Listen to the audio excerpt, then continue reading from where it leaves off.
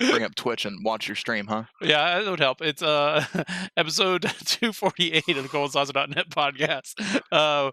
Week 21 of May 2019. It's Joey. And Kyle says you're offline. I'm online. 100%. Are you talking? Oh, really? Yeah, Twitch. Oh, here we go. Give it a minute. I'm about to say give it a minute. So I'll say my phone should start vibrating here in a second. Be like, I also forgot to mute the Twitch, so like it was just mirroring, like, but like with like 4 seconds of delay. It's just you yelling at you. Yeah, that's always great. Yeah, I was like, you're not here. You're not here.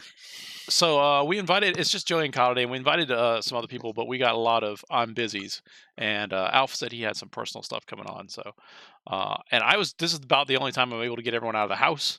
I was like, here's $20. Go get some pizza. I'll see you guys in like 2 hours. Nice. So everybody wins. Not me. Well, I mean, I win because I don't have to. They're gonna bring you some cold pizza. Terrible pizza. It's CC. So. Yeah, that's like the bottom tier. No, it's not the bottom tier. It's still above Little Caesars. Bad. Ooh, yeah. Joey, are we gonna? You know what we should do? We should jump on that bandwagon and make the fast food tier list like everybody else. Oh, really? Yeah. I mean, if you want to talk about tier lists, because we were just talking about this, I watched a Maximilian dude rant about tier lists. Mm-hmm. And because he was talking about Mortal Kombat tier list. Speaking of Mortal Kombat, just in lieu of us being on video, we're going to do what we did last week, which is just have some. Was that the week before last? A week before last episode. Yeah. I'm just going to have some background. We're really sorry about the spottiness of our attendance as of lately. Like it's mainly my fault because I hurt myself. It's not really. Well, it is my fault because I was in a hurry. The situation is where we were recording. It's in a warehouse, and I was in a hurry, and I kind of blocked off the entrance to the recording equipment, and just being like, I'll deal with this later. And then I got hurt, and then when I got hurt, I can't exactly move all the stuff very quickly to get to it, and so like. It's literally just I blocked the entranceway to the recording equipment.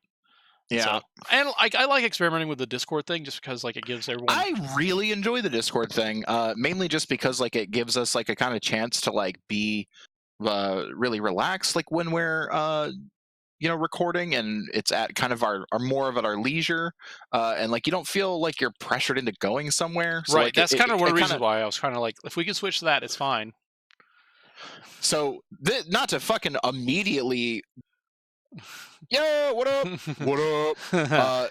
Not to completely derail you immediately, but the fucking stage is insane here. Yeah, like, look how many moving pieces are going on. So this is one of the, like, not to be super spoiler on Mortal Kombat 11, but this is what? It's like the timekeeper's place, right? Or whatever. Yeah, exactly. So this is like the machinations of time stream is what you're seeing here. And in the actual game, they can go to that giant sands of time in the back, the hourglass there, and manipulate time and send you back to the dinosaur era, the Jurassic period or whatever, and then a big dinosaur runs across. And there's a couple different things they can do there. Danger Chunk asks, why does Cyrax have Spider-Man arms? That's Devora. She's an insect. She is a hive mind. She's from like Mortal Kombat 9, right? I believe she was in 9 or 10. But yeah, she's definitely in 10, maybe in 9. Also, quick side note: I watched a YouTube video seeing if that fatality would work, for real. Oh, the throw a hot chain, flip them. Obviously, they didn't murder a person. Yeah, you could do it with a hunk of meat. They used a Boston butt. Yeah. And it's pork has a similar structure, flesh-wise, to humans. And it turns out you can saw through it. It takes a little bit of time. You get anything hot enough, it'll do it. Yeah. So I mean, one of the reasons why is like I can look at Mortal Kombat and it reminds me to talk about it because I'm going to talk about it. I got this dank purple scorpion thing going on. Yeah, I see that. And his spear is also, it matches the color that he's got going on there. So when he drops his spear, it's purple tipped. That's so sweet. But anyway, we were talking about like Max. Like this is off topic again, but he was talking about the tier list and just how a tier list. Most of the people making a tier list are just basing it on their own personal experiences, and that like you need a good 100 to 200 matches per Scorpion versus Cetrion 100 or 200 times just to get the idea of how that tier where they would place I against each other. agree. You need to have sufficient data in order to establish a tier list that makes sense. Right. And so like he's like, his just the thing is just like he's like, and a tier list is only as good as far as just someone to look at and go, he's like the person who's looking at a tier list is not going to benefit from looking at a tier list. The only thing they're going to be able to see is who's easier to play, and that's it. Yeah. Who's easier to master, who's easier to play, and that's it. Right, and there haven't been like any real big M11 or MK11 tournaments yet. Yeah. So like as far as I know, why did her eyes widen more when it went? Whatever. I'm not gonna. He dove through her. Her spine was still intact. He cut her head off, and then her eyes widened when she got hit with the thing. Well, when we talk about what I've been playing, I have some qualms with a lot of these Mortal Kombat fatalities sometimes. All right. But yeah, there hasn't been like any real big. I assume MK11 is going to be featured at Evo. Yeah. And then prior to that, there'll be some like preliminary tournaments and stuff that will establish a more reliable tier list. Mhm. That we can kind of lean on a little bit more than just like YouTubers. Like, I mean, honestly, like if Max puts out a tier list, like I'm probably like pretty trusting of Right. what Max has to say in like most occasions. Max, Rufflemonger, there's a few other like of like the big guys that like if Daigo or Jay Wong, I don't know if Daigo is still playing fighting games actually, but Mhm. if like if Jay Wong, what does Kyle think about the new Samurai Showdown? I don't have It's enough real flashy. information to. Real flashy. Yeah. I don't have enough information to give you a good breakdown of like what I really like Raiden's design here. To give you a like a comprehensive opinion on how I feel about Samurai Showdown.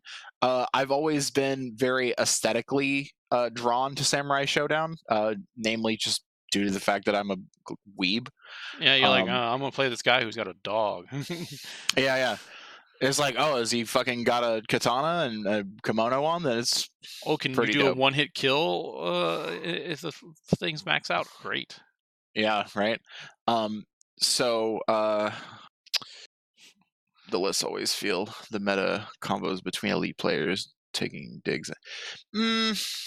I don't know if I agree with that. Well, sometimes there's always like, oh, well, I'm gonna like Donkey's video YouTuber tier list that he did. You know what I'm saying? Where he was just putting like all kinds of YouTubers in different spots on the tier list. I mean, like that's obviously satire, but right. Like I think that also Danger. We were Joey and I were talking about making a tier list for That's fast food. That's how we got here. Yeah, that's how we got where we were. I think that what the plan should be is because Joey and I have had this debate, so putting it on paper would kind of validate our argument.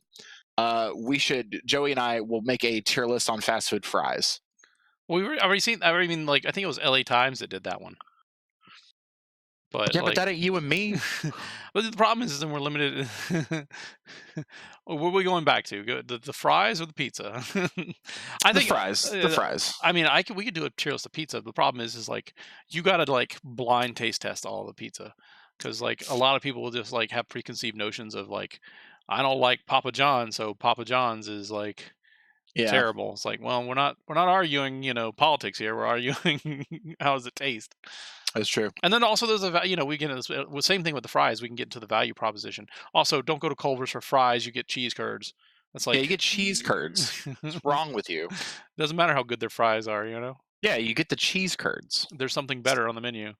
Yeah, that's the same price. Well, it might be a little bit more, but it's like much better value regardless.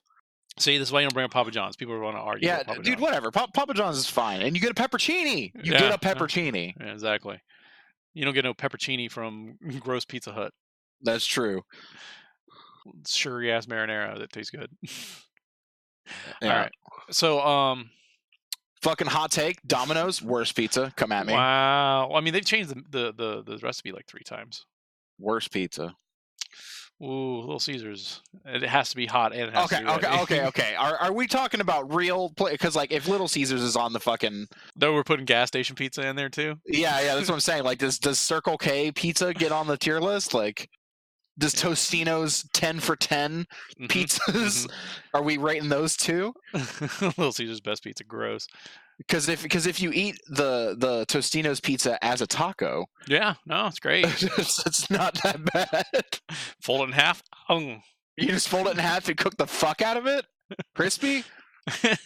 Not bad. You get one of those the taco metal shell the things so that the tacos don't fall apart. Yeah, yeah. You bake it in that. Yeah, just wedge it in there. It's fine. It's Chuck E. fine. Cheese pizza. That tastes like tokens. You know when you have to be tokens and you lick your It's hand. it tastes like your pizza tastes like you've been working on a car. It tastes like change. What are the hot coming out of a PS4? Yeah, it's the hot coming out of a PS4. All right. All right. What do I we like got? how that joke is just for Joey and me.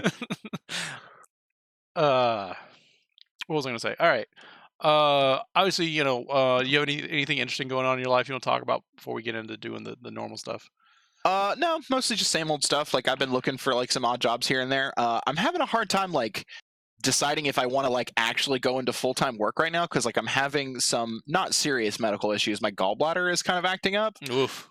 Yeah, and so like I may need to like dissolve a gallstone or have some sort of like gallbladder surgery. And like it doesn't seem like doing that after getting a job seems smart, right? Right. I mean, like, like that's one of the things like Christy and I were talking about is her parents like last year booked a flight for us to come Arizona? to Arizona to come visit them in October, right?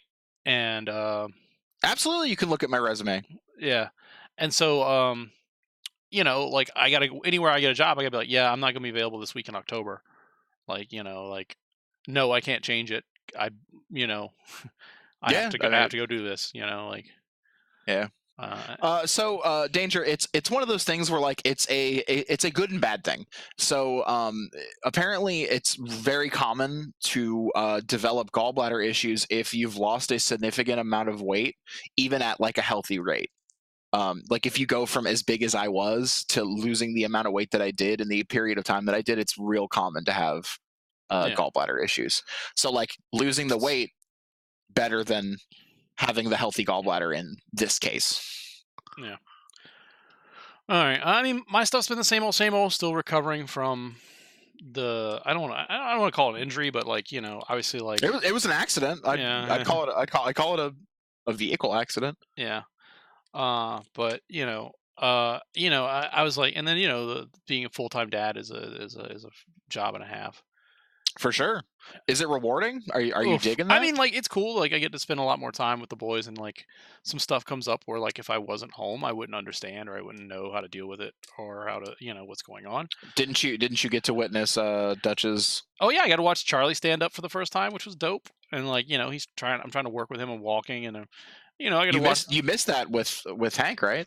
Yeah, a little bit. Like like I was there, Were but you actually but I right? But wasn't like there. Like like I got a video. you Like didn't oh witness he's it with your eyes, yeah. Like yeah, and then like like just kind of like the idiosyncrasies you get from spending more time with them. Like yeah. and Obviously, you get to know their quirks a little bit more now. yeah, and just like the weird stuff. Like Is that Noob Saibot? that is Noob. And so like the cool thing Okay. about Noob is like he has like his scythe that he runs through his shoulder blade right there. It Uh like huh. goes through him. And so like you can get some really cool augments to make it like glow green or orange or whatever. That's neat. And then like that's like when we talk about like I guess we can talk about what the fuck you've been playing and I can talk this will give me a chance to talk about Mortal Kombat 11 again.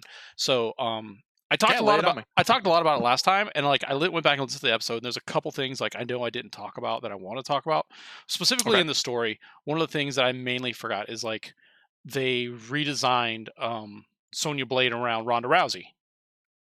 Oh, is that why she is not attractive? That's fucked up. I'm sorry. um, I will say that overall, I like Mortal Kombat 11.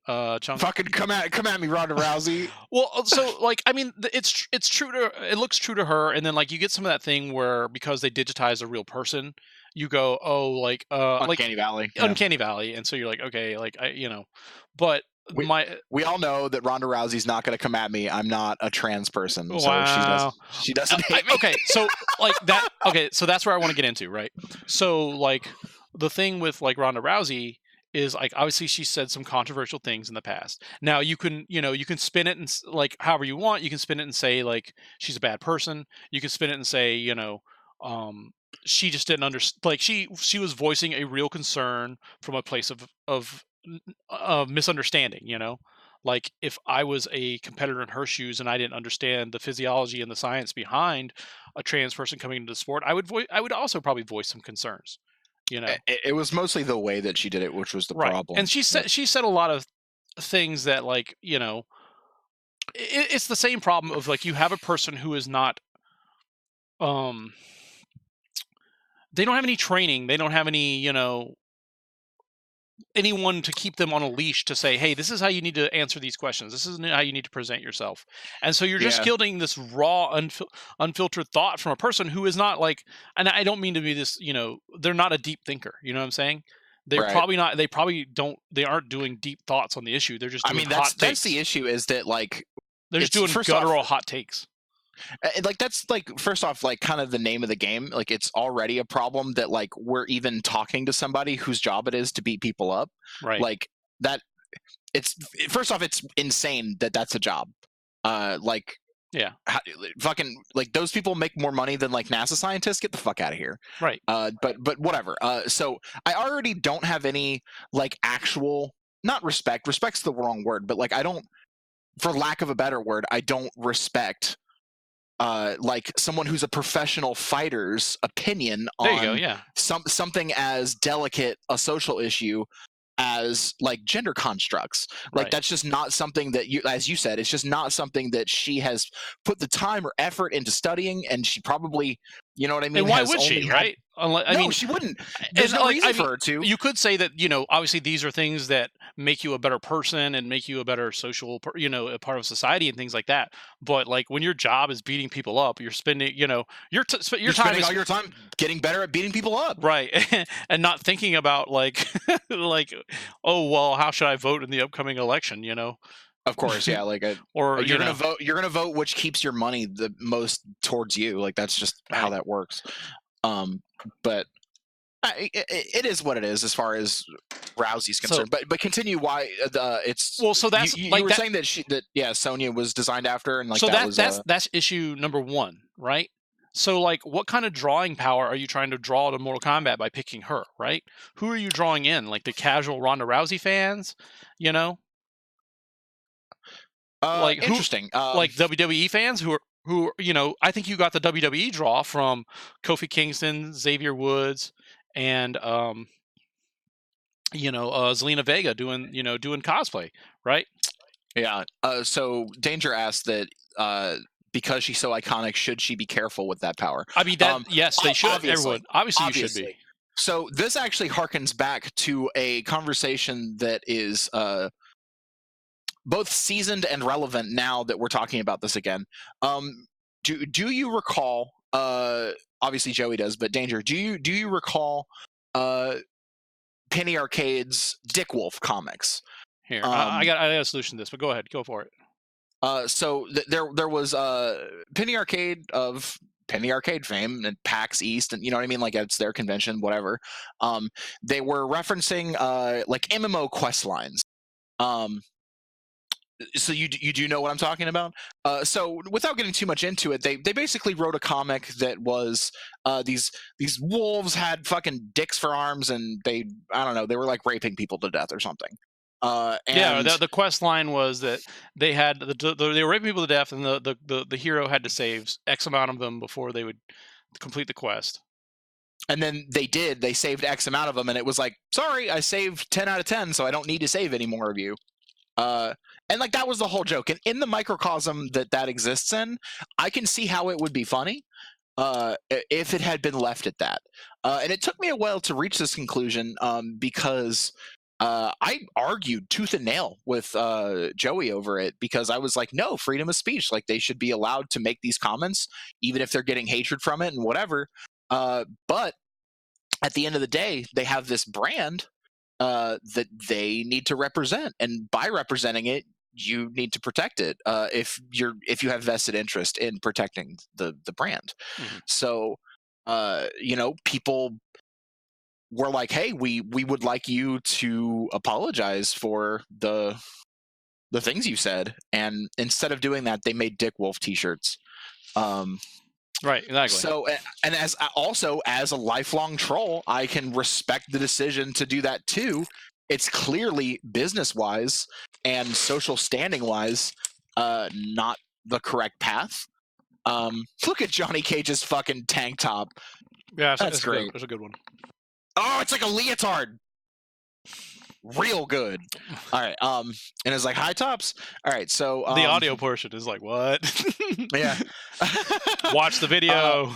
Watch the video. Fucking twitch.tv/redjoey.com. Yeah, or Golden Saucer Cast on YouTube. It'll be there.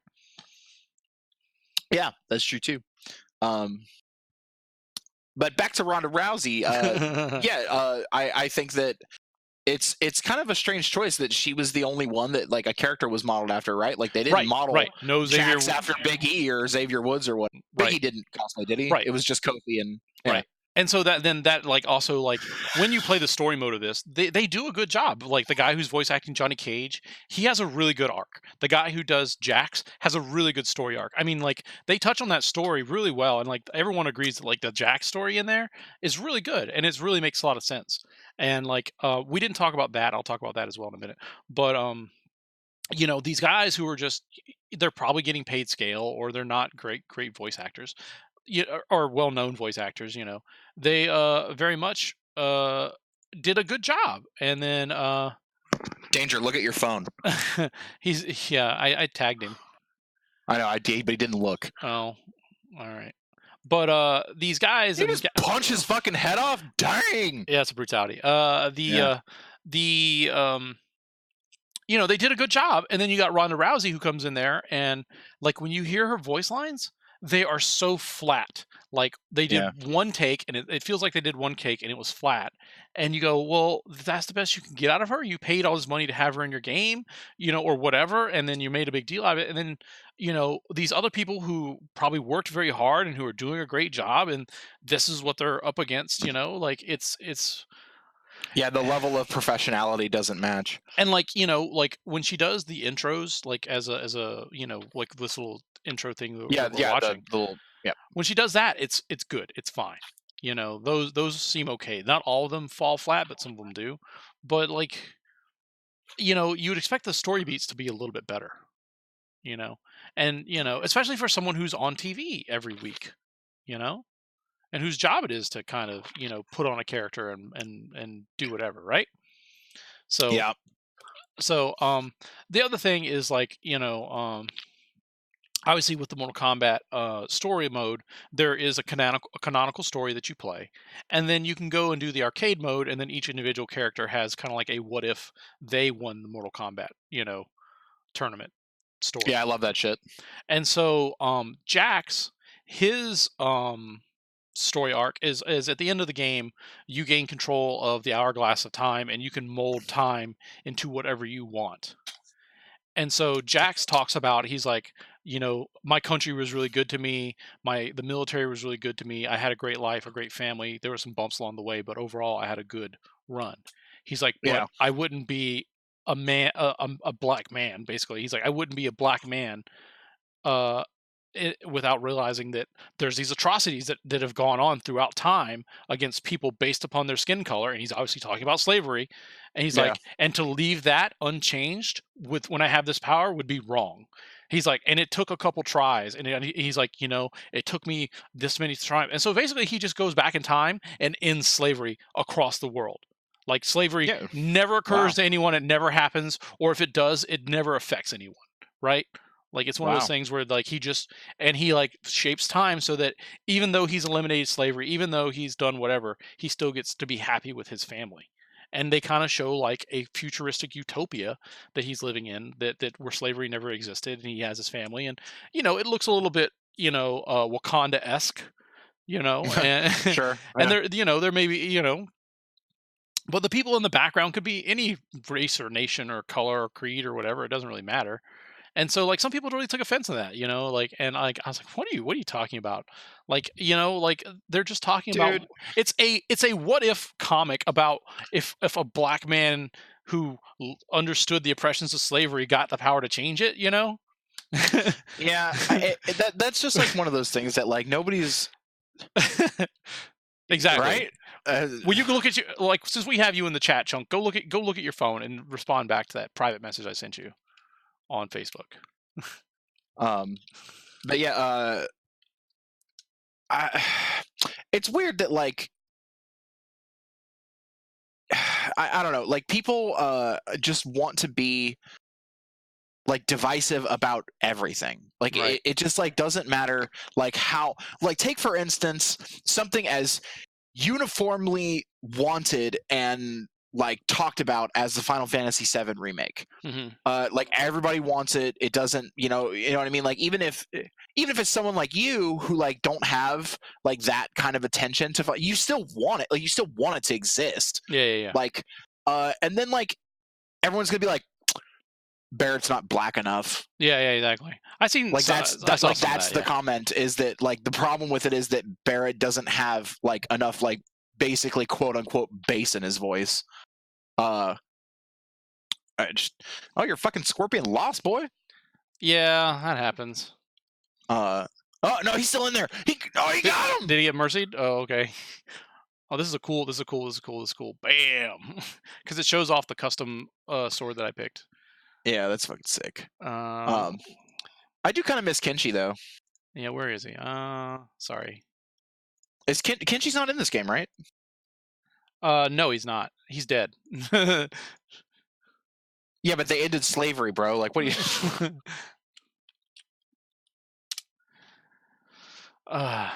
Oh, geez. What? He's like, be right back. All right, but I guess like since we have it at this point, I can just kind of talk about some of the other things I have wrong with it. And so, Okay. if you like look at like audio people, I'm sorry, like you can see there's a win screen coming up, right?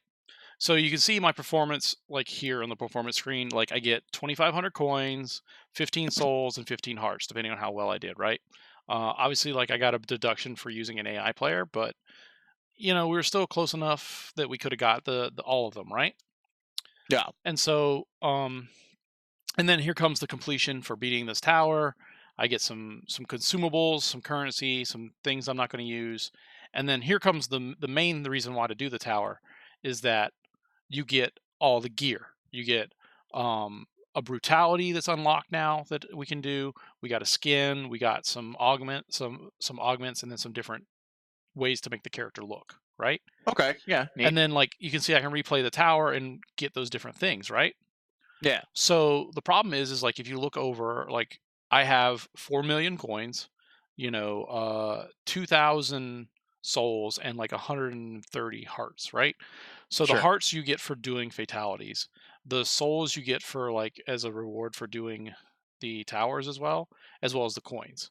So purchases made in the crypt are made with one of those three currencies, right? So the ones with coins, usually anything good is going to be over 5,000 coins, right? And Oh so wow. like at this point, I've opened probably like 200 and something chests, and like I Are still you haven't. just like saving your coins at this point, or? Well, so like not like not to brag, but if you look at the stats here, I've done 99 towers, right, Yeah. this week Um, on AI. You know what I'm saying? So, and that's just like I'm not. This the nice thing is like when I'm all you have to do, Joey, is say hashtag humble brag, and then no, I'm not bragging. fucking You can see right, what I'm but doing. you can't. But you can if you just say hashtag humble brag. But you see what we're doing here. Like I'm just sitting here talking to you, and then like it's running, towers, right? Listen, you got to push the button. You had to design it. You got to watch it. Exactly. And so like you can see like all the different towers that I've done. And like so like right here, like this one I'm gonna pick, you can see like if I complete this tower, we get jade skins, jade gear, jade augments, right? Yeah. And then, however long it takes, it takes. And then Um, like you see, like there's some coins and hearts and things like that. But the problem is like when like you see that I've done 99 towers, right? We'll back out and we'll go to sorry, spoiler there. Uh, Ah! we'll go to the characters, right? And so you can look, and now mind you, this is like grinding. Like I've mainly playing a Scorpion, I've only unlocked half the skins, right? Okay. But then someone who I haven't been playing as, like Katana, like a like like look at You got like next to nothing, or look at like 16 out of 62. oh, Raiden 8 out of 8 60. out. Yeah, that's a lot. And then, where's another one that's low? Gearus 8 out of 60. Right? And so when you think about like I've been playing this pretty steady for 2 weeks straight, like and Yeah, then you got to do this for every character. And so then the yeah. other thing that comes up is each character like this is where we're talking about. What I'm getting to is this game's a grind and it's made to grind. Hmm. So the other thing you can come up to is you can go over to this other tower called the character tower, and you can see I finished the Scorpion tower, right? But you can see right here I can buy a tower for any one of these characters for 25,000 gold coin for 25,000 coins. And so you have to do that for every character. That's not so bad. And then so like once you summon it, right? We'll summon this one right here. Hello. Uh-oh, hold on. Oh, Let me fix your ID here. Hold on one second. Sorry, I'm on my cell phone, so I Oh don't mean to no. drop the quality of your stream. That's on me. Gold Saucer has the best quality stream I've ever.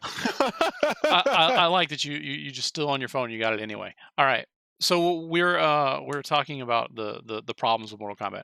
So anyway, I'm gonna bring up this one. Like it's just a noob Cybot tower, focused tower, right? But like right here, like if I want to do this one, I have to pay 50 soul fragments, right?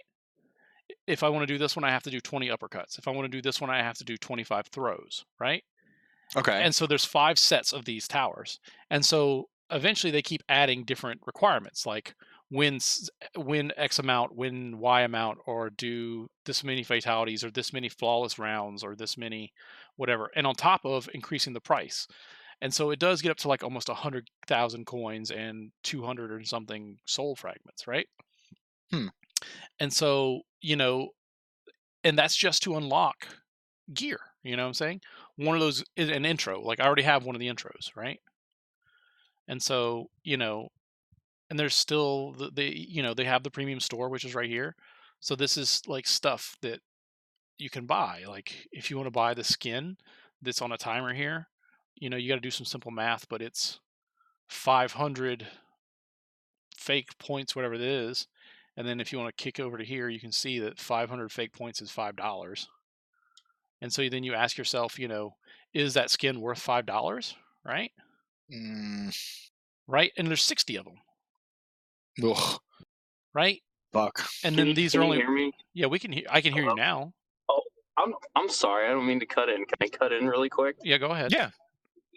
Okay, sorry. No, I mean this whole monetization is really interesting to me because it's kind of one of the things I've been thinking a lot about because you've brought this up in our chat quite a bit, Joey. Mhm.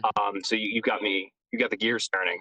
Mhm. Is how this also comes from the kind of legacy of achievement earning Right. in games, Right. right? Like, so the idea originally was your labor and what you did when you played a game would be rewarded with these little badges and these little icons, right? Right. But now your labor is being rewarded with these little badges and icons that you have to amass so many of Mhm. to be able to unlock new stuff. And so it's really interesting to me to how that's kind of, I think in some ways, the kind of future of achievements.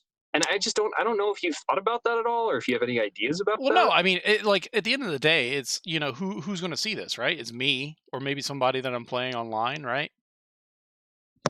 Yeah, it's just for like Yeah. the ability to like check it off the list.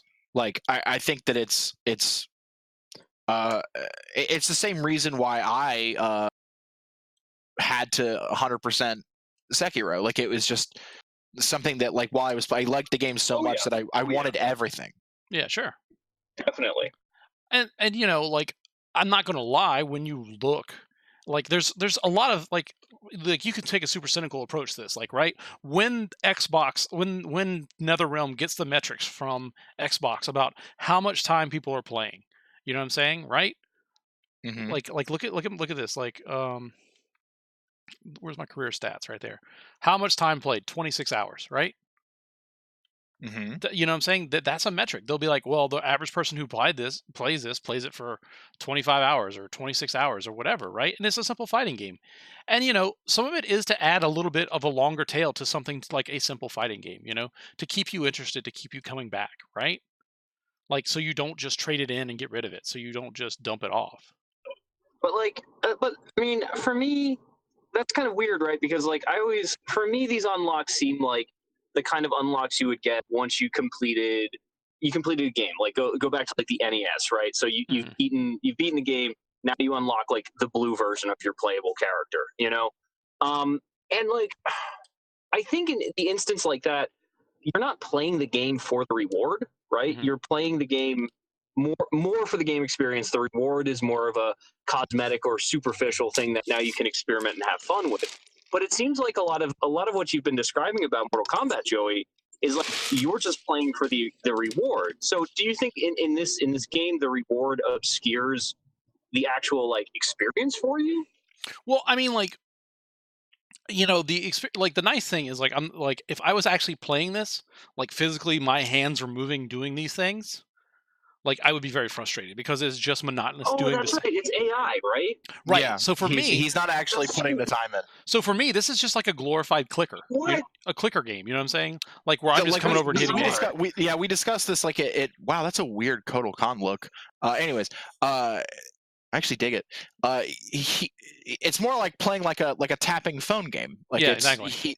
he set up the stats, he set up the Oh, character, and like he's just kind of watching the numbers accumulate. Yeah. Um, which from my accounts, that's what a lot of people are doing. Yeah. Why So would you, right? I mean, like, well, that's one of the things I forgot to talk about last week. But go ahead, and I'll talk about it when you're done.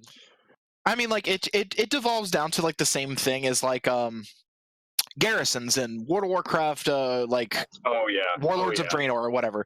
Uh, the stuff that you would get from that actually did affect the end game of that. So even to World of Warcraft was an even bigger culprit of having something that, granted, you couldn't like pay WoW or Blizzard for a cheaper or excuse me a faster way to do it like you can in this.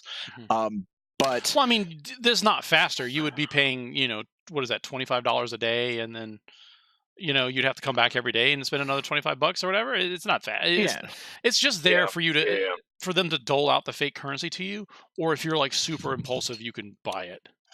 yeah, And then I don't think, I'm not trying to say that it hasn't happened, but I don't think that it anything available in there isn't available through the crypt or through the towers. You know what I'm saying? good. It shouldn't be. Oh, cool. It just but because these towers are random, like you can see this one is on a 3-minute timer and it's about to roll over.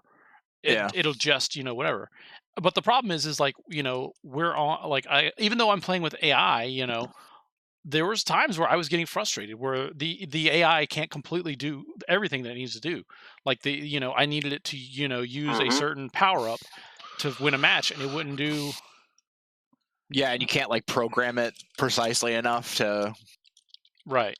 make it do like the tick away the bits of the achievement or whatever the Yeah. prerequisite. Exactly. So like I had to sit there and grind my head against it 50 times or whatever until it won, right? And then Yeah. like it's a grind, and like this one right here, this the gauntlet, this is 30 stages. And this one you can only win by doing a brutality at the end of the match. Oh fuck. So like I can't get the AI to do that one because it won't do there's no guarantee it'll do a brutality at the end because I can't program Yeah. it to do that or set it to do that. And then Yeah. like so one of the things is like because of like when we go to like we can go to the crypt and talk about that, but I'm not it'll take forever. But like the thing is like people who wanted to grind the currency so they can open the crypt so they can get fatalities, they can get brutalities, they can get skins, they can get gear, they can get whatever they care, or even just seeing the whole crypt. Like that people were setting up and going to what you can do is you can go to one of these towers. It's this one right here. This is an endless tower, right? Yeah. And there's it's just infinite opponents until you lose, right? And so the AI player will usually win about 40 matches, 30 or 40 matches before it just outright dies. And then all you Yeah. got to do is hit A to get you through. So people were programming turbo controllers and just taping down the A button or the X button, you know. So does that then become the game itself, right? Sure. Like the game is programming Mortal Kombat. It's not actually playing Mortal Kombat. Right, exactly. And I mean, the nice thing is like they can justify that it's a grind because you can have an AI do it. You don't actually have to do it. You know, because if like playing against some of these towers, like with 2 hours to beat this tower, if I'm not good enough, I would be very frustrated. And granted, Yeah. the AI fighter is just chaining together 2 or 3 combos and abusing a rush down. And then, like it gets really frustrating. Especially what was frustrating me is like talking about the AI not using the power ups correctly, right?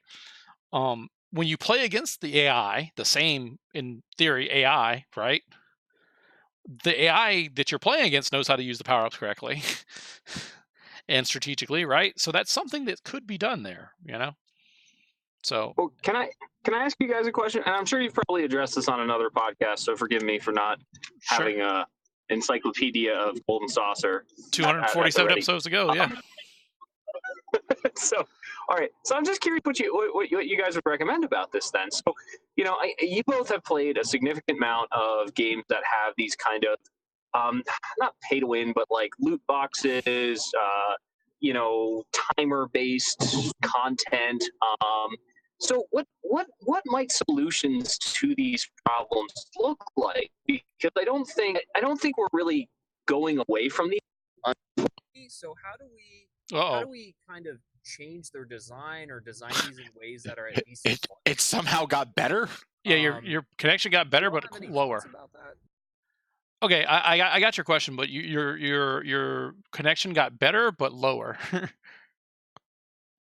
So I don't know what you did, but I will say this. So here's why I will recommend. I'll break it down into this. Here's why I'll recommend Mortal Kombat 11 to most people.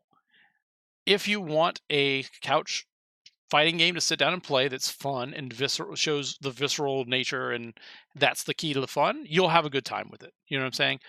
And it's pretty accessible. There's I can kind of show it here on the video in case anyone looks in here, but there's a pretty good tutorial mode here. Like, they go into like some really deep stuff of like basic, advanced, and like even showing you how frame data moves, right? And how you can use frame data. You know what I'm saying? How to build a combo, how do you get your positioning. And then so like this is all here in the game. So you can kind of learn how this game works and how other fighting games work. And so I really like this screen that you're showing me. But I think Kyle's question was more along the lines of what do you and I think that possible solutions for the like microtransaction era that we're in, like what could that be in the future? In our opinion, like what could video games be that's not that would somehow be better? Right. So like the number one thing that people complain about in this game particularly is, like I said, all that stuff is locked up behind those towers, behind this grind. And a lot of people said that like even if it is technically a loot box, even if it is technically a microtransaction or pay to win or whatever you want to call it, having the ability to go in and say no, just unlock it all. I will pay you $40 to unlock it all, and that becomes something that you can put on sale. Like, oh, now it's $20 to unlock the crypt because the game's 3 years old, right? Or but I mean, when you weigh your time, like we were talking about, like I showed you how much I unlocked, and this game's been running basically three or four nights a week, for 2 weeks, right? Almost 3 weeks. And so, like, how much have I unlocked? Not enough, right? Even if this was my full-time job, I wouldn't have unlocked everything, right? And so, that when you weigh it against dollar or how much money or you make per hour or whatever, it makes sense that it's like $30 or $40. It's not great, but that is a solution. You're like, yeah, you can play this game for 600 hours and unlock everything, or you can pay us $40, right? Yeah. So like that option isn't even there. That option isn't even there in this one. Yeah, that's the problem. Is it's not there.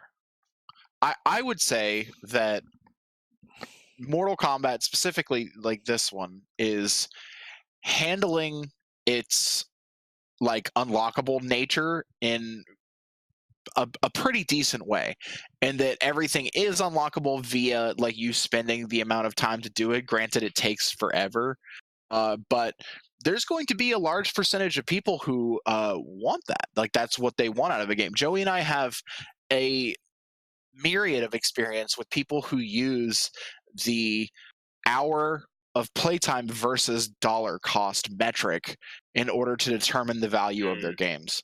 And so if that's the Right. metric that you're using to measure how valuable Pennies per dollar, or pennies like per hour. then this game is insanely valuable as far as like the amount of time that you can spend on it versus the amount of money that you spent. Obviously, like a lot of people, especially people in like Joey's circumstances who aren't going to have the time, who want everything that they want out of the game, are going to have to do a shitload of work in order to do it. And like he was saying, like that it might be a better option for him to just be able to swipe a credit card. So I think, And in this case, it's all cosmetics. You know what I'm saying? Or it has to be. it's all cosmetics not, or things that are nice to have. You know what I'm saying? If it's not cosmetics, then it's in my opinion, it's just wrong to have stuff that you can pay money for that gives you the edge. I agree. But look at this cool gear. But look at this cool gear, right? Fellas, really quick. I don't mean to cut you off, but I actually have to go. Okay. I just wanted to thank you all for having me on Golden Saucer. Oh, yeah, thank you. We'll get you on like a full episode soon, all right? I would love to do that. Please let me know. I really appreciate it. Thank you for having me on. When we get the warehouse up and operational again, we'll make a day of it, all right? Oh, that sounds awesome. All right, guys, have a good night. Later, Bye-bye. bud. Bye, Kyle. Thanks for coming by. But like one of the things, the points I was going to make is like, even just like looking at this, the different outfits that you see in the Temple of Time and the different intros and different things like that. They're dope. They're right? cool as fuck. And like, there is some desire to have that stuff, and and that's kind of one of the problems is like a lot of this cool stuff is tied up behind that you may never see it because it's tied behind this grind and stuff like that. And people work really hard on it, or maybe they, you can be kind of cynical and be like, well, this is a palette swap of that, or this is the same model. Also, fuck you if you don't like it. You know what I mean? Right. Like it's to a certain degree, like a fighting game. So this kind of thing is almost specific to competitive games like this.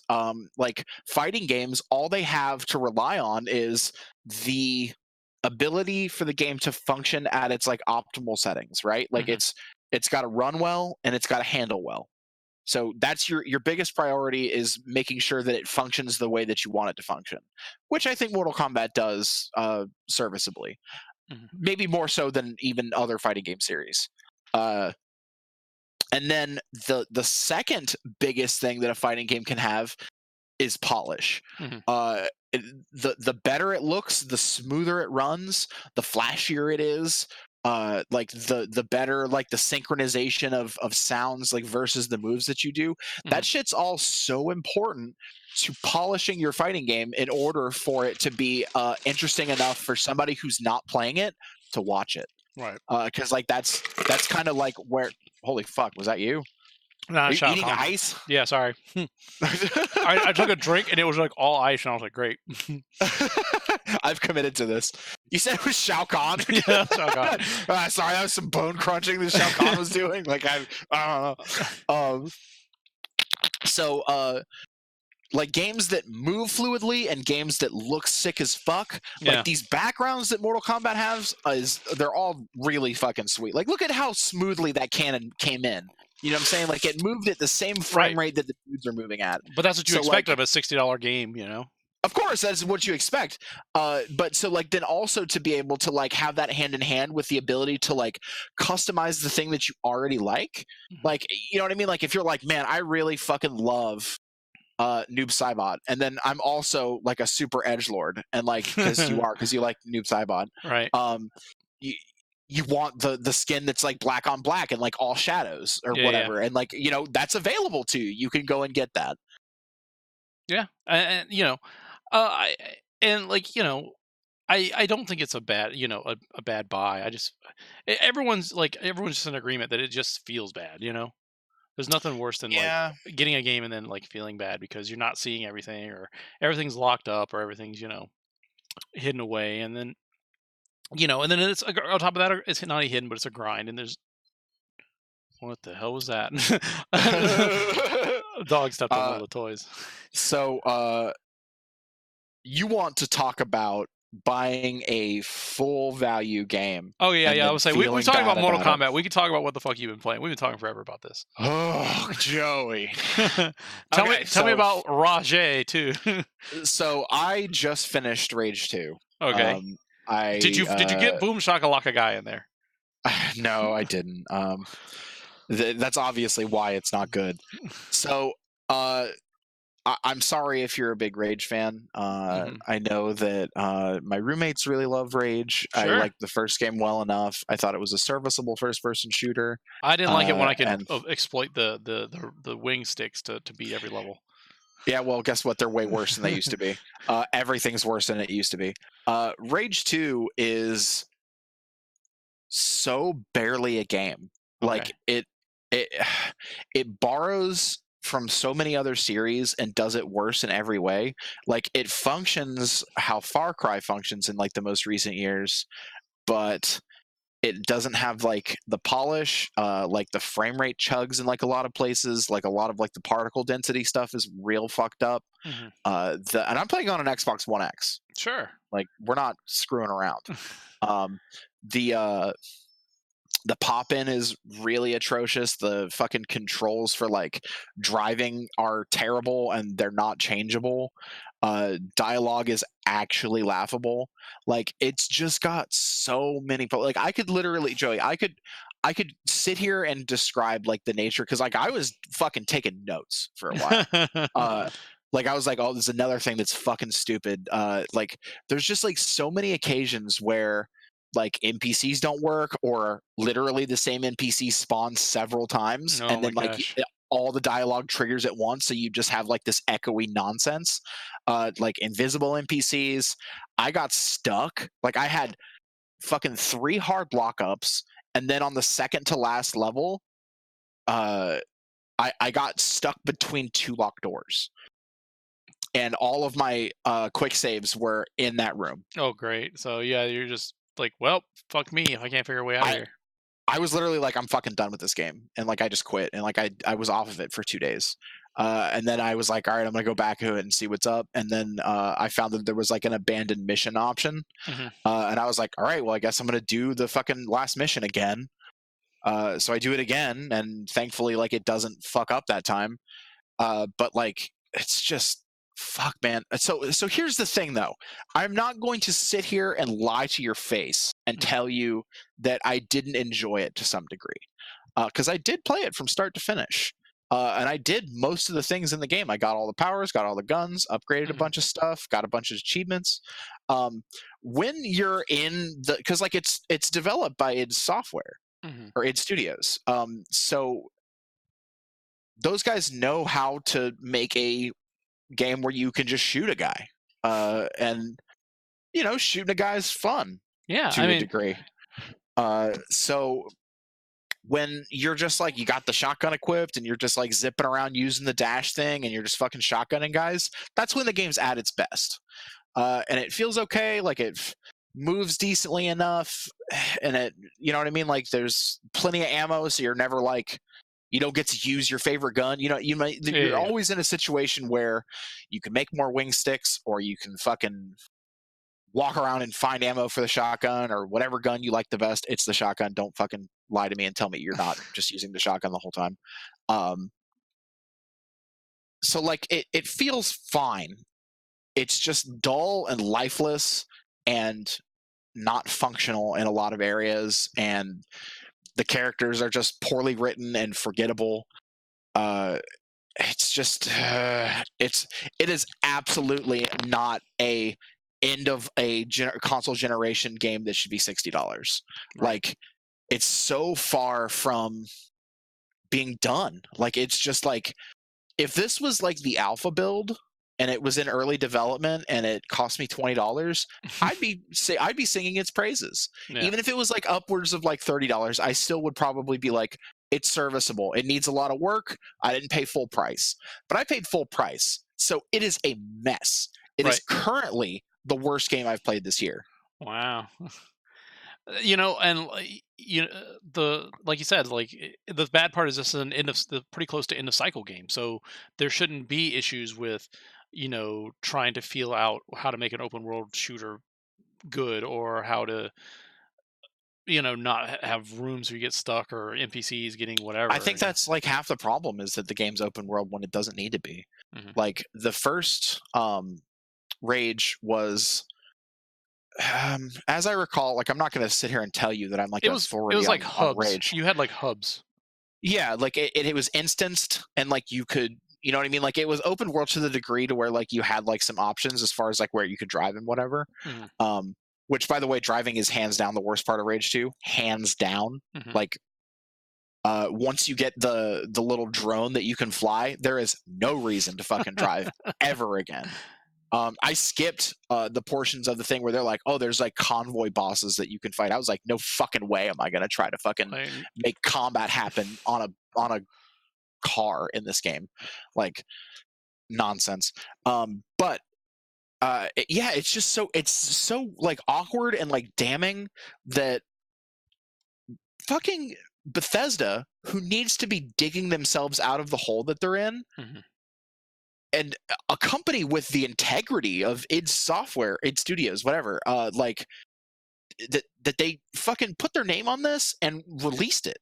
Well, I mean, they put the work into it. They got to put it out. They got to get them reap the I know, benefits. yeah, but like they advertised it. Andrew WK was, you know what I mean? He sung a song that nobody knew at fucking whatever, and like it's just like, what happened? Like the ball was just so dropped in terms of development and advertising. Like if you look at the advertising for this game, Mhm. it's all like live action nonsense. Like it's like they know that it's a shit show.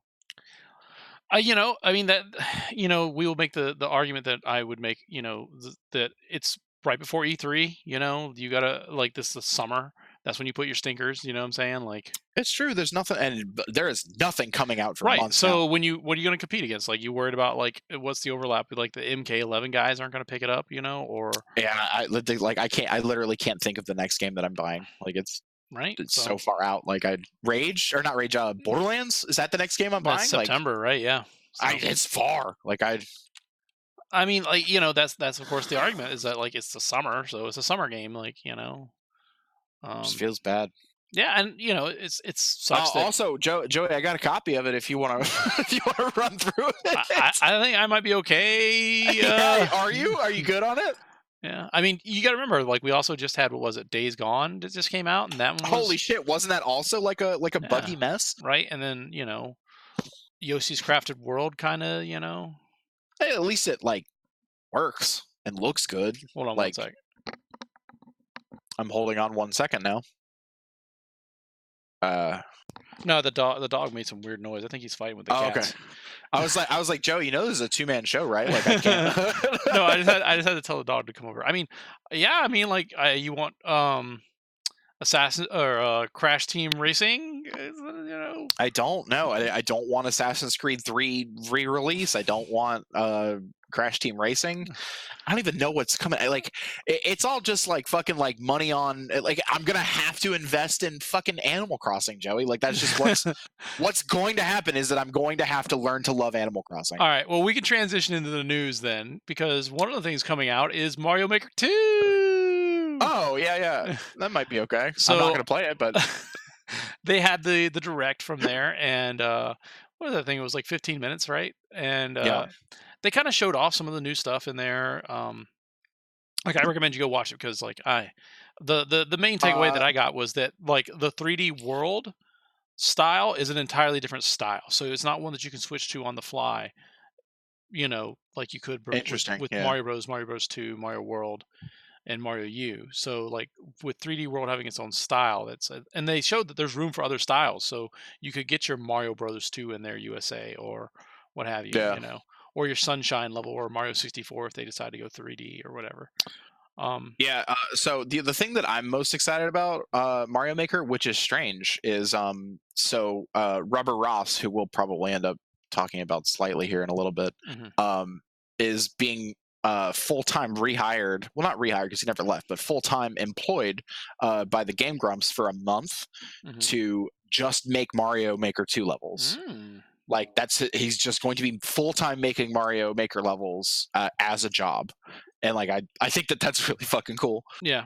So some of the things they said: online multiplayer for up to 4 players, snow, forest, sky, and desert night themes, with a night mode for all of them. New music by Koji Kondo, which was really surprising. That's fucking hype. A story mode, which was really weird. For everybody who plays Mario for storyline. And then there's some other cool stuff in there that they showed off. So if it interests you, I suggest checking it out because there's a lot of stuff in there. And they also had the thing where they were flipping the levels, all kinds of crazy stuff, man. We ran along bull crapping, so we're gonna kind of blaze through it. What else? I'll just condense this down that E3 is looking more and more like a shit show. Like in our private chat, we passed around pictures of what the show floor is going to look like, and it's just like Fortnite. Yeah, it's just Fortnite like 2, Fortnite 3, and Fortnite. Yeah, and then Microsoft doesn't even have their mixer booth in there on the show floor at E3. Make sure to call this episode Fortnite, spelled Fourt. So just so people get that joke. Yeah. And then EA announced that they're scaling back they're not even at E3, so they have their little EA Play thing they do like the day before. They're saying they're scaling that back a little more. So when you think about, we all knew this was coming when it was not just press and invites. Right. Yeah, they started inviting like you can buy a ticket for $250 and go in there. And I hate to say this, but I do recommend you go to E3 if you can, just to say you went, if that means something to you. But I think you would have a better time at PAX if you want to. PAX is a lot more customer friendly. Yeah. And that you can be a customer at PAX. And you're not gonna, unless you have tickets to the press briefings or whatever, you're probably gonna see as much, if not more, stuff at home watching coverage on GameSpot or IGN or better quality coverage too. Yeah, so. Oh, man, as I'm watching this Mortal Kombat stuff, I can just keep saying things about Mortal Kombat. Like as he's just real quick, as he's fighting Frost, right? She's a machine, right? So what does decapitating her do? It doesn't do anything.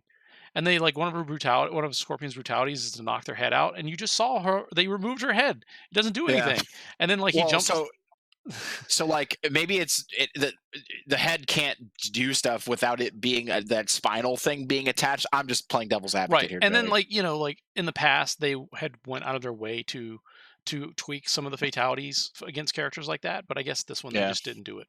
And then Frost's character design is fucking sweet though. Yeah, and then the other thing that is happening here on screen is you can see Cyrax and Sector. They were designed for assists, and they're in the story mode, so they designed character there's character models for them. So why aren't they in the game? I was just saying I saw Cyrax net. Yeah. And I was I don't see Cyrax, but yeah. So that's another reason why this game's kind of weird. All right. Obviously there's a lot of Game Informer finally put out a lot of the stuff from Marvel Ultimate Alliance 3. Some gameplay for Miles Morales and a lot of the other characters, Captain Marvel, stuff like that. That game's looking like it's going to be okay for the Switch. I don't know if you've watched some of that stuff. I haven't. Just because the announced trailer looked real mediocre. That I separate myself from the Marvel universe and the DC universe pretty distinctly. Yeah. Just because I haven't read a lot of that stuff. A lot of my comic book reading was Dark Horse and independent stuff. Yeah. And so I just the superhero thing doesn't speak to me in the way that it does other people. Right. And so I don't want to be the guy who's oh, I'm sorry, I think Captain America's boring. Right. And then shit all over somebody's favorite fucking thing. You know what I mean? So I just tend to distance myself from it. Right. Well, I would say this. Me, I'm Mr. Family Man, and so the thing is it's a Lucky's a Family Guy. Yeah. It's a good I always want there to be couch co-op games. and good Absolutely. couch co-op games and family-friendly couch co-op games. So that's kind of like the thing that has going for it. And like especially when you have recognizable characters and characters that like maybe don't get their moment in the sun, is like Yeah, you like know is fucking Silver there's not Samurai. Well, I guess he actually did get his moment in the sun.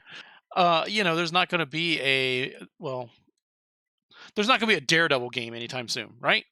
Right, yeah. So like this guy's going to get his due in a Marvel Ultimate Alliance, right?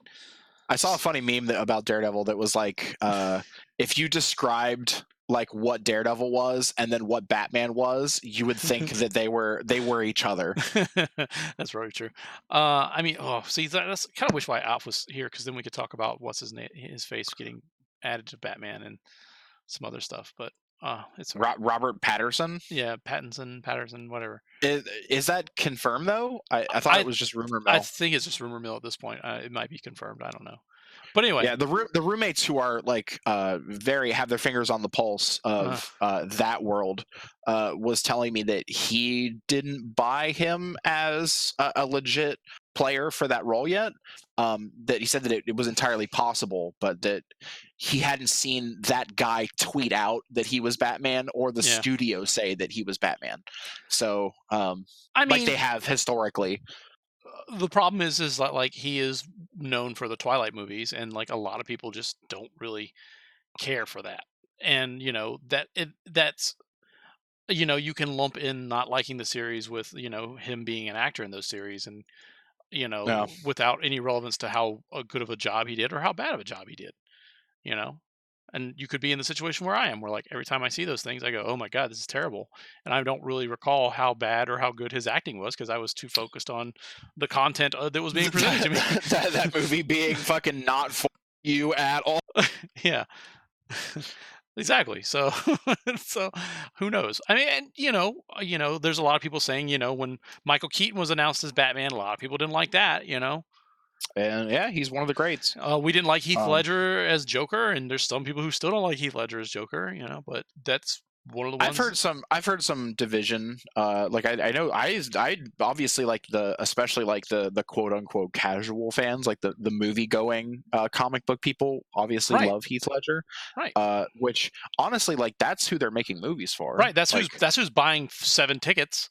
Yeah, like they're gonna go by themselves or with their loved one, and then or they're gonna be other, and they're gonna go with a group. Right, they're gonna be pumped and take more people. Whereas hardcore fan, like we've had this discussion millions of times, where you and we're gonna nitpick it to death and be like, "I don't go see it. They changed Batman's name to 2 T's, 2 N's at the end of man. It's dumb, ruined it." So. What else we got? Last podcast we were talking about the labor dispute going on at Riot Games when they walked out for demand forced arbitration. News has come out that did not go very well. That the demands to end forced arbitration are being rejected by Riot Games. So I just felt like we should include that because we talked about it. So. Yeah, having a little bit of closure on that story. Yeah, that sucks and it's sad. But sometimes you got to know when to hold them and know when to fold them. Well, I mean, going out and making your presence known, and getting some coverage, at least like having like the public eye knowing that like there's some disparity happening, like is not the worst thing. Yeah. So good luck. I just did not recognize Cabal till like just now because of all the changes, right? Yeah, exactly. Yeah, because of he looks like a Destiny character, like one of the Destiny robots. All right. What else next? Beat Saber is leaving early access. It's going to go up to $30 instead of 20. I think if you listen to deserves it. If you listen to this, fantastic. If you listen to it live, you still have a few hours to buy it. They also are adding a level editor, so I know that that's something that's been done like kind of community based, but an official one is going to be great. So I say if you don't own it already, go in and now's the time. You got like a few hours left to get it at a discounted rate, and that game is has no business being as fun as. Yeah. What else we got? More E3 news. Skull and Bones, the Ubisoft pirate game, has been delayed and will not be at E3. Makes sense. That game looked like they were biting off a little more than they could chew. But if you're listening to this within the first couple of days, you can go to Uplay and get Steep for free. the snowboarding game that was announced last year. Oh, Steep. Okay. Steep, Yeah. like your teeth. I have. Yes, I have seen Steep. Let's see. That is a game that if it was in VR, a lot of people would be falling and hurting themselves. All right. So currently, there is an Epic Store sale. I saw. It's created a fire because Ubisoft's titles were removed from it inexplicably. So, I mean, a lot of stuff that was removed from a lot of stuff. Like I can pull a bunch of things, but the problem is you have a perceived value, right? So the way that Epic did the sale is like anything that's over $15 is $10 off, and they're taking that out of their cut. So if a publisher would have gotten like a $15 game, they would have gotten $8 or whatever. They're just losing. We can do the math, but I think it would have been like $12. Epic's just going to eat the $7. And still give them their proper cut, right? So the problem is like you have full price games like Borderlands 3 on there that are up for pre-order that you could technically get for $49.99 instead of the full price of $59.99. All right. And so what's happened is like the reason why a lot of these games got pulled is there's a perceived value to a game, right? Like why would you pay full price for Borderlands 3 when someone else is able to get it on this sale for $10 cheaper, right? And so that game is no longer a $60 game, it's a $50 game because everyone was able to get it at that $50 price. And so you have a harder time kind of. Speaking of which, did you know that like Walmart's MSRP of new games is $50 now? That is a sale that they just ran this week, and I think they extended another week. Someone messaged me asking about it, but they had basically marked down all the games $10. Okay. That wasn't a new MSRP. They just literally ran a $10 sale. So probably something similar, you know what I'm saying? But the problem there is that Walmart they have that stock on hand and they control their stock. Much like the Best Buy Gamers Club thing, they're just like, yeah, we're just taking this it's coming out of our pockets. You want more? You want us to buy this stuff or not? So, but so there's some kind of fallout from there. So if you don't see your favorite game for sale there, then that's why. Allegedly, there's a big nightmare going on at Activision. So sources are saying that the next Call of Duty, not the one that's not announced this year that Infinity Ward is working on, the one that Raven and Sledgehammer are supposed to be working on for 2020, is getting pushed over to development by Treyarch. So for whatever reason, whether it be the game wasn't coming together or whatever, story modes, whatever, there's a bunch of stuff going on behind the scenes.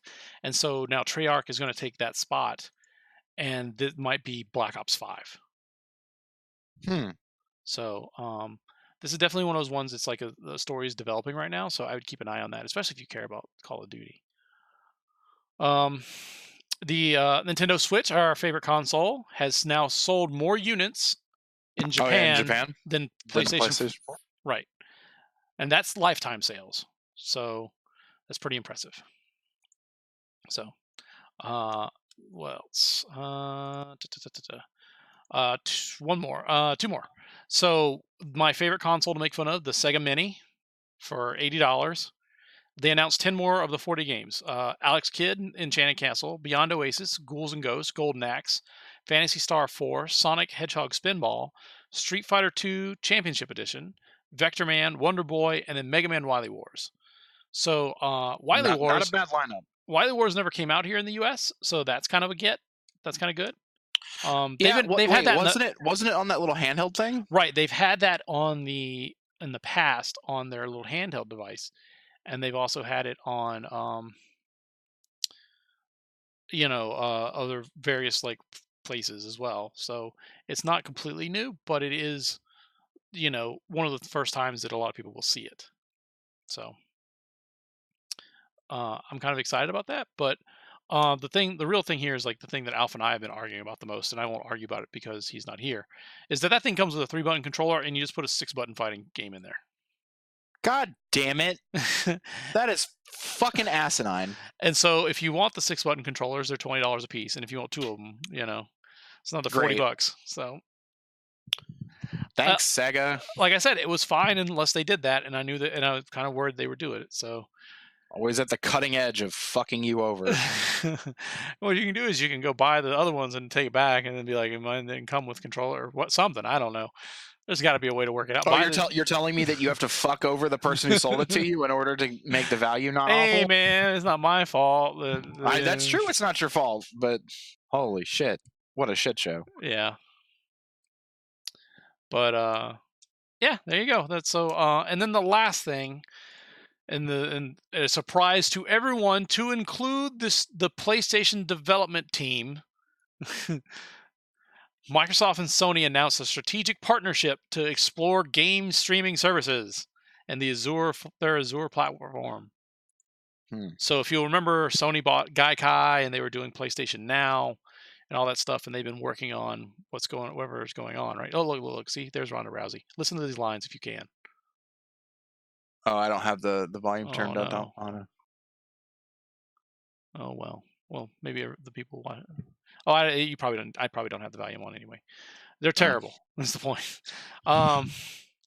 Anyway, so like just Sony and Microsoft, they're not the gaming divisions, the actual Sony and actual, capital S, capital M, on Sony and Microsoft, the big boys. They made this deal to have a partnership to look into game streaming because like Sony came out and admit like Microsoft is one of the big three on cloud computing. Like like they can't spend the amount of money that Microsoft spent on doing the research and getting getting their stuff together to fight Google, right?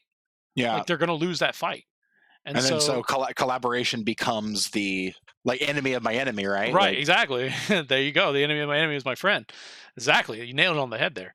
And so in a strategic partnership, is just kind of one of those things where, you might see like Microsoft's been building that Xbox platform, and like they've been spreading the goodwill as well. Like I think that I mean the quote unquote goodwill, if you know what I mean, like having like this partnership with Nintendo, like making Fourtnite compatible, making Minecraft compatible, and like achievements, you know what I mean, like go both ways. That's all good shit. Like that's all stuff that like lends validity to the fact that Microsoft is able to collaborate with competitors in a way that benefits both of them. Right, exactly. And like, just today, like I didn't put this in the news, but Microsoft announced they're like, a couple episodes back, we I think it was 2 weeks back, we made fun of them for their like, hey, this is what good trash talk looks like. And then today they announced a new initiative on cleaning up on what online play should look like and what online inclusivity and exclusivity should look like. And like they said it's hard to continue making fun of them. They're making like really excellent decisions in my opinion. Right. And so like like I was looking on Twitter and there are people who are reaching out like, hey, I want to talk about why someone can still say the N word, and on a chat to me, and they're like, well, this is a conversation we want to have. Why can a person get away with this? What can we do to fight this? What can we do to change this? And why how would we make sure that everyone knows that this is unacceptable, right? And some of that, like along with especially because like we're coming up on one of the big anniversaries. Is it the anniversary? I don't remember. It's been in the news a lot lately. People talking about like, especially with Mortal Kombat coming out, like the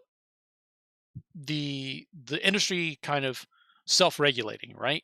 Like, remember the ESRB was formed because of Mortal Kombat, and Night Trap.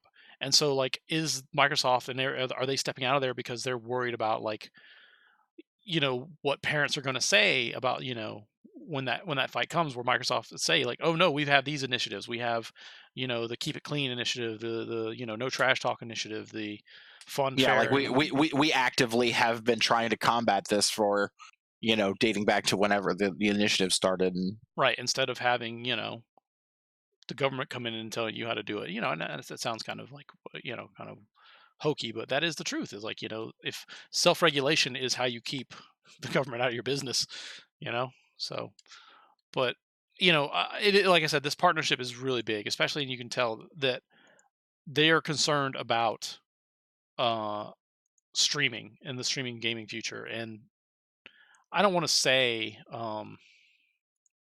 Google in particular, but there's definitely Google's probably on their mind, right? Like, yeah, I mean, there's very little chance that they're going to like try to like lose headway with anything as far as they're making like advancements in like cloud computing technology or whatever.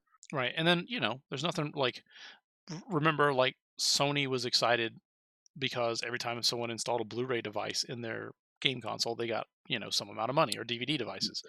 Yeah, So, they got a little chunk of that. so now, Microsoft can like, oh yeah, PlayStation, sure, it runs on the Microsoft Cloud Network. Like, we don't care. We got paid, right? Yeah, we already made that money. Unlike, like Xbox is only 10% of our revenue, unlike Sony, where, PlayStation's, I don't remember how much it is, but it's more than 10%. Yeah. All right. So I think that's all the news I pulled up. There's one or two things that like I have on my agenda. Sure. One of them being that Time Warner has thrown their hat back into the ring, if you will, by giving AEW, All Elite Wrestling, a platform on TNT. They signed the contract today or yesterday or something. So this is the first time in 18 years that TNT has supported wrestling on a national platform since the WCW days. Well, didn't TNT have a stake in WCW? They did, yeah. I mean, like it was owned by Time Warner, and so it's probably going to be the biggest threat to WWE, namely just because the guys that were already presenting the best material in the industry and drawing the biggest crowds from other, your Ring of Honor, not Ring of Honor. What's it called? Is it Ring of Honor? I don't know.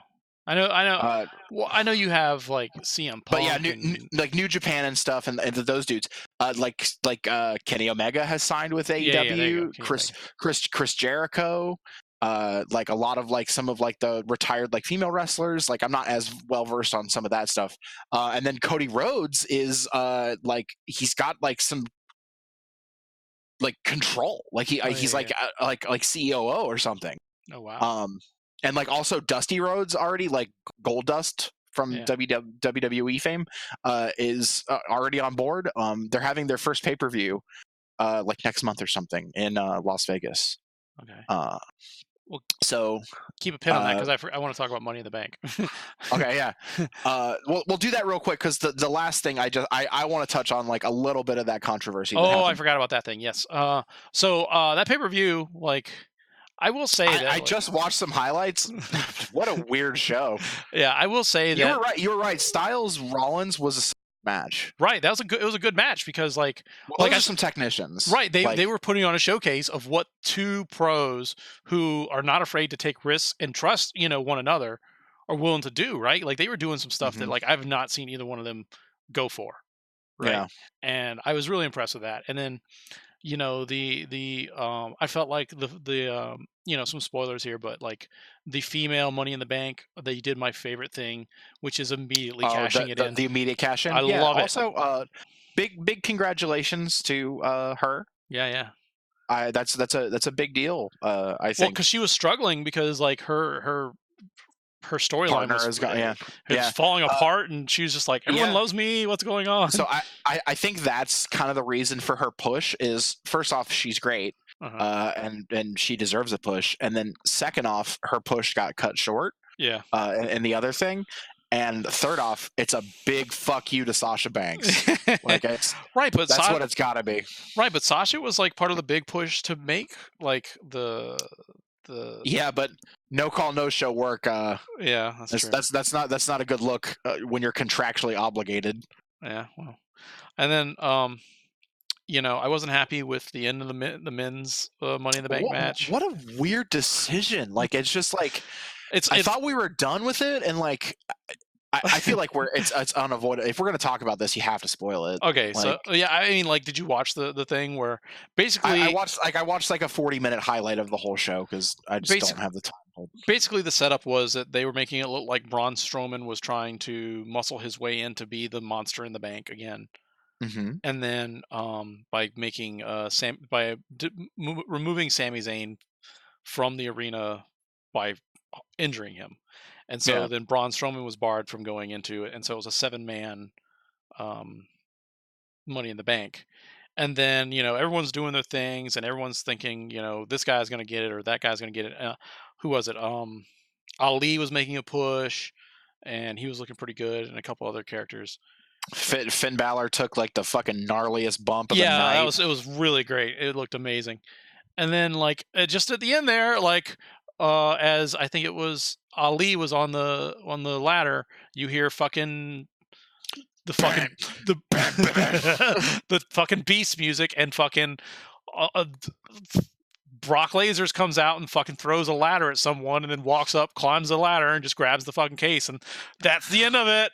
Holy shit, Everyone's favorite part-timer throwing his fucking $7 million contract back in the ring to fucking eventually kill Seth Rollins. I mean, it kind of works in a way, because, now he can part-time it up and just show up whenever. Yeah, right? I mean, you just don't see the Money in the Bank contract for fucking 2 months, and then it just happens. I don't know. It's fine. Brock is a reliable workhorse as far as when he's willing to show up to work, it's fine. But otherwise, just fucking let the man retire. Just pay him and let him show up for SummerSlam and WrestleMania. Who gives a fuck? And then, Becky Lynch defending her 2 belts, and I felt like they did that story the way it should have been, the way it paid out okay, because Becky Lynch is a good wrestler and she's very well liked, but if you can't have her holding 2 titles and keep that momentum, you gotta introduce a little bit of resistance, And, Agreed. And not only that, but when she has 2 belts, that she's depriving another person of their time in the spotlight, Agreed. Yeah. And so, I don't feel bad for her, the way she lost. And they made her lose in a great match, in a great way, where, she beats Lacey Evans, who I'm really glad is getting a run now instead of her little stupid gimmick that was great forever. And then, then Charlotte immediately running out and demanding that Becky has to do back-to-back matches. So of course, Becky loses to Charlotte, and then, Bayley, who'd won the Money in the Bank, runs out and immediately cashes in because Charlotte had incapacitated herself. It was great. Yeah. That part was good. And it's really it really emphasizes that the female storylines, even if they are kind of doing some of the classic heel face storylines that you had seen in wrestling's past, it proves that those stories are still good and they're still fun, Yeah, I mean, to a degree, if it ain't broke, don't fix it. Right. And then, I had a good time watching them wrestle. The show is serviceable. Yeah. It was a. I know you love Money in the Bank. I do love Money in the Bank. Well, because the possibility is there for chaos at any time, and then I love they are not afraid to do my favorite. They would never do it before, but now consistently they're like, nope, I'm cashing this in at the most opportune time, which is immediately after a title match, a championship match that happened right now. I do like that a lot, and so And now I'll tune in. What now to see Mick Foley announce a new belt or something? Yeah, I should have been watching it in the background, but I didn't want to get distracted. I didn't want to have Mortal Kombat and Raw on. Yeah, I got to do something after the podcast, but you should message me a picture of whatever he announces. The thing that makes me mad is they don't rerun it. I really would wish they would rerun it at 2 in the morning or something, but they don't. My bet's on hardcore belt. I haven't looked. Not that's facetious, because they're never going to take that risk again, because the hardcore championship was just too straining on too many people. It's all just revolves around fucking chair shots and shit, and you just. I mean, nobody. You can't take headshots anymore. WWE just won't let you. I mean, for a while they were doing the mixed pairs, which was pretty fun, and that wasn't a belt, so maybe that's something they could do again. Yeah, that'd be all right. Mixed tag would be great, or even just the nut check belt where you get nut checked in the hall. I got your belt. And I take your belt from you. Sorry, fucking Hardcore Holly. Gotcha. All right, so we are running a bit long, so we're only going to touch on this last thing, if you'll excuse that terrible pun. But so there was a little bit of controversy in our neck of the woods as far as You know what I mean? Like our being people who talk on the internet about games. Yeah, people who talk on the internet about games. We don't need to cover that other thing that happened that was much bigger because that's not our wheelhouse. Yeah. I don't even know who James Charles is. I found out very recently and was like, oh, I don't care. Yeah, I don't care. He should be punished for his stuff. I don't know. All right, so of JonTron fame, there is a collective group of individuals that work under a unified banner called Normal Boots. It's formerly JonTron. I don't know if he's still a part of Normal Boots. I don't think so. But it was JonTron, Peanut Butter Gamer, the Completionist. Very much people. Lots of people we've talked about on this podcast over the years. The guys Alf knows. What was their name? Shit, I'm fucking that up. Remember, he used to tweet with them all the time. Not continue. Yeah, continue. Yeah, okay. Continue. Continue Quest, maybe. I don't know what the fuck they're called. Right, but nonetheless, this was a big YouTube gaming channel house. Yeah, and their collective mission was to provide you with video game based entertainment for everybody, and it was supposed to be inclusive and you know what I mean, kind of cheeky and whatever, and like weekly episodes for whatever. And then the last member was Pro Jared, and I think he is the newest member of that clan of dudes. So over the past week, some information has surfaced that Pro Jared has been cheating on his wife, which frankly is not really a public matter to discuss. Right. But his wife made it a public matter on Twitter, which is her business if she wants to do that. He just kind of came out of nowhere, apparently, without telling her that they were getting a divorce. Well, no. So she put him on blast, like on Twitter, was like, I just found out that her exact words were, my husband's been fucking Holly Conrad for months behind my back. I can't see what his reply is because he blocked me. And then he put out a response that was, we're getting a divorce. I'm in therapy. We're both in therapy. You know, we want to exit this marriage with some class. And then she was like, okay, well, I found out what he said. That's absolutely not true. He tried to get me to sign a non-disclosure agreement. I didn't do that. And then he has tried to separate me from like everything else in our lives. And then also the girl that supposedly did the mistress thing, or whatever you want to call it, the adultery, is Ross O'Donovan's ex-wife. The guy who's the Game Grumps, and he does the cartoons, and he used to run Steam Train. So they also have like a D&D show together and a few other Commander things. Holly. Yeah, Commander Holly. And so Pro Jared's wife says that she has proof, messages. Supposedly she has nudes on both ends that they sent between each other. Right. And lots of supposed truth that she's not releasing, which is good because people don't need to be that involved in a private matter. So here's the part that is fucked up that we do need to know about. Go on. On top of this adultery, it has also come to light that he has both sent and solicited nudes from, and also he's guilty of grooming his underage fan base. I mean, can we get an allegedly here? You know, like I mean, just it for... is not allegedly; it is proven. Like that's the problem, is that there are screenshots of him discussing things with people, sending the nudes, asking for nudes. He had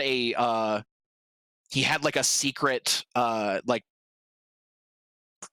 porn Tumblr where like he was telling his fans to upload pictures of themselves and to like be part of his like Pro Jared harem. Okay. I mean, I'm just saying. I will say allegedly because like it could be fabricated. Right. But That's why I'm It is extremely likely that this is what happened. Subsequently, his Twitter and Commander Holly's Twitter have obviously gone dark. The last thing that he tweeted was that he was not going to be able to make it to some convention, like some convention soon, which, ironically enough, is called The Descent. Whereas, like, a lot of people were like, "We think you've fell pretty far, bud." So as far as somebody proportionately, obviously James Charles' channel is massive, like millions and millions and millions of subscribers. He lost 1 million subscribers in a day, and then like another 1 million subscribers over the course of the next 2 days. Pro Jared lost like 375,000 subscribers out of his 1 million subscribers in like 12 hours. Right, and then like people were jumping on to like defend him with like just based on like, this is my friend, this is a guy I know. Yes, so PBG was like, this should be a private matter, which I agree with. But his wife Heidi, I believe her name is, her Twitter handle is like Heidi Atlier, like the JRPGs. But she was like, no, I'm making it public because I'm scorned and it's my decision to make it public, which is also fine. But he was saying, well, this isn't the way you should be doing this, in my opinion. And, he's my friend and I don't think that he would act like this. To which his following was not happy because there was a mounting bit of evidence that was damning this dude. And it was like, we were nearing certainty that this was happening, and as like the time frame like started to grow, he eventually came out to be like, okay, now that this evidence has come to light, I have to redact my previous statements. I apologize profusely to my fan base, and more importantly to Heidi. I didn't know that who I thought was my friend was capable of this level of deceit. Additionally, Normal Boots has removed all of his content from their website, like scrubbed him clean. Game Grumps did the same because he was on Guest Grumps, and like the same thing with Wizards of the Coast because he had a deal with them where he was doing a Dungeons and Dragons thing. He also opened up booster packs like on streams for Magic the Gathering, which anything touching those two, anything touching their trading card games or Dungeons and Dragons, anything that can be construed as malicious or malintended is immediately removed and dealt with extreme prejudice. Which it should be. Like they have a vested interest you're on in keeping fire and you don't want to catch on fire because there's other idiots doing dumb stuff. Yeah, so that's all I have to report on the situation. That's it. Kyle's in the TMZ of the internet. I am. Because so it sucks, man. I enjoyed his video content to a degree, and like the thing that he does for a living is something that I aspire to. So, like when it becomes public that someone who I admired to a degree is such an overt shithead, it fucking bums me out. Right. I mean, you're like, you have all this opportunity. Millions of people would literally kill someone to be where you are and have it as easy as you are. Or there's a dude who's spending 8 hours a day streaming, every day trying to make it, and you're like throwing it away on nonsense. You're supposedly raising a harem of age girl. So that's the thing that like I think that if that investigation becomes conclusive and they figure out that that's what actually happened, I don't care about what happens with you in your personal life between your significant other. That is your personal business. If you were grooming minors, that's a problem. And well, initially, like that's what I was seeing was just like, oh, hey, don't go on the internet. You're going to see Pro Jared's wang, and I was like, well, I'm not interested in that. And then it just started that's factual. Like that picture exists. And then it just kind of like spiraling out of control. Oh, well, this is going on. This is not out of control. I was like, geez. Well, it's weird because like his subreddit became very fixated on the fact that he cheated on his wife. And like that seems to me like the lesser evil in this situation. Like I'm not suggesting that cheating on your wife is not, that's absolutely amoral. And you know what I mean? But like, I don't think cheating on your wife's illegal. It might be. Is adultery still illegal in some places? I think it's one of those crimes that no one's going to prosecute you. But like deciding actively with, and this dude is not young. He's in his late 20s, early 30s. This is a person who had the wherewithal, and like I said, like Joey asked, allegedly. Yeah. I don't have the proof, but there's a lot of quote unquote proof. If you are using your clout in order to manipulate those who admire you for whatever reason, especially sexual, that is absolutely reprehensible, and your platform should be taken away from you, and you should be treated as a criminal. And that's my 2 cents on that whole thing. Right, and there's a difference between like getting free drinks at the bar and getting, right. And like to a degree, like I'm all for, you know what I mean? Like if you are the biggest rock star in the world, you know what I mean? Like if it's the 70s and you're Mick Jagger and you're swinging your hips around, and a bad example. That's a bad example. It's not a bad example, because like those are consenting adults. No. Did Mick Jagger get in trouble? I don't remember which one it is. I don't want to say it's Mick Jagger, but there are numerous tales of where like these rock and roll 70s band go to town, they find some underage groupie, and then they're like, yeah, we're going to take advantage of no smartphones and no social media to no, not even that. They're just like, yeah, you live with the van with us now, and then someone is your legal guardian, and we're going to go to some state where they get married at 16 that's not what I'm talking about. But like I'm suggesting that if you are 2 consenting adults and one person is a fan of yours, and you know what I mean, you produce something that they love and they want to be with you in a consensual manner, and you're both of the age to make that decision, I have no room to speak. Yeah. But if you are, look at you getting a diamond achievement right there.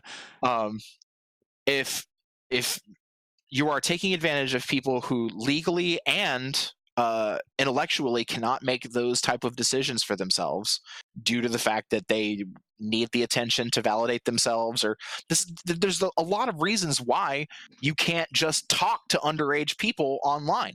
Right.